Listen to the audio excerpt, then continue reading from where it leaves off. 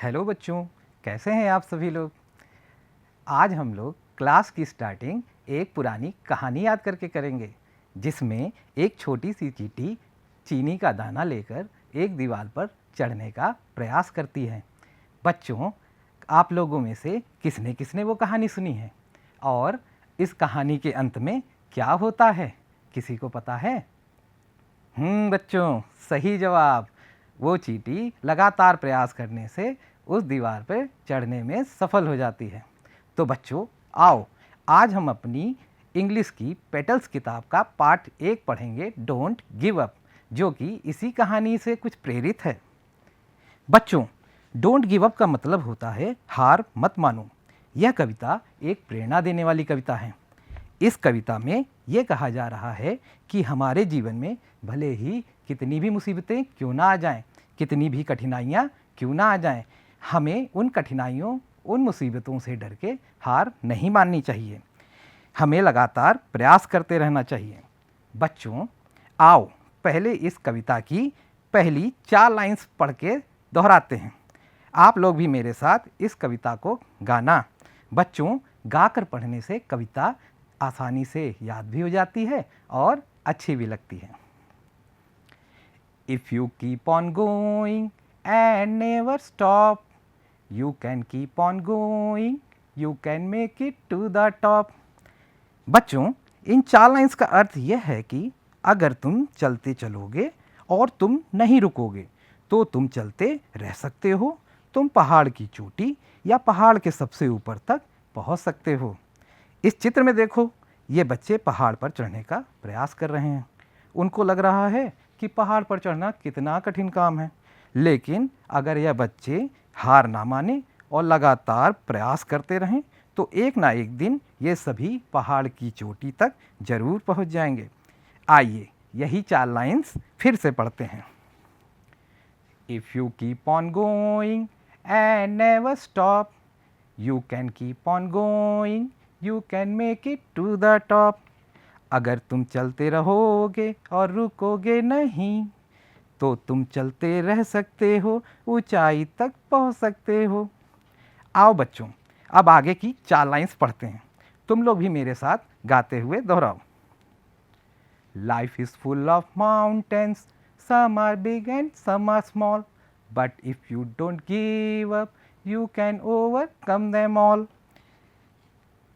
जीवन पहाड़ों से भरा हुआ है, कुछ बड़े हैं और कुछ छोटे हैं, लेकिन अगर तुम हार ना मानो तो तुम इन सब को हरा सकते हो। बच्चों, इन 4 लाइन्स में हमें हमारे जीवन की बहुत अच्छी सी सीख दी जा रही है कि जीवन में पहाड़ जैसी चुनौतियाँ भरी हुई हैं। यहाँ माउंटेन्स का मतलब जीवन में आने वाली चुनौतियों से है। बच्चों, इन सभी चुनौतियों में से कुछ चुनौतियाँ बहुत बड़ी होती हैं तो कुछ चुनौतियाँ छोटी होती हैं, लेकिन अगर हम इन सब से डरे नहीं, इनसे लड़कर आगे बढ़ने का प्रयास करते रहें तो एक ना एक दिन हम इन सब पर जीत पा लेंगे और इन्हें हरा देंगे। आओ एक बार फिर से यही 4 लाइन्स गाकर दोहराते हैं। Life is full of mountains, some are big and some are small, but if you don't give up, you can overcome them all. जीवन पहाड़ों से भरा हुआ है, कुछ बड़े हैं और कुछ छोटे हैं, लेकिन अगर तुम हार ना मानो तो तुम इन सब को हरा सकते हो। आओ बच्चों, अब आते हैं इस कविता की लास्ट की 4 लाइन्स पर।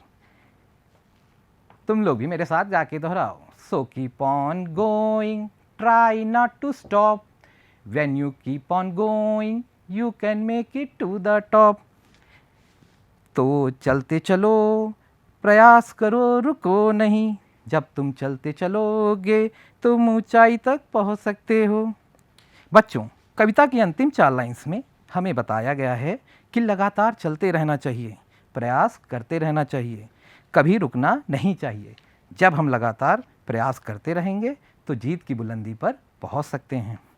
चलो बच्चों, एक बार फिर से लास्ट की 4 लाइन्स पढ़कर दोहराते हैं।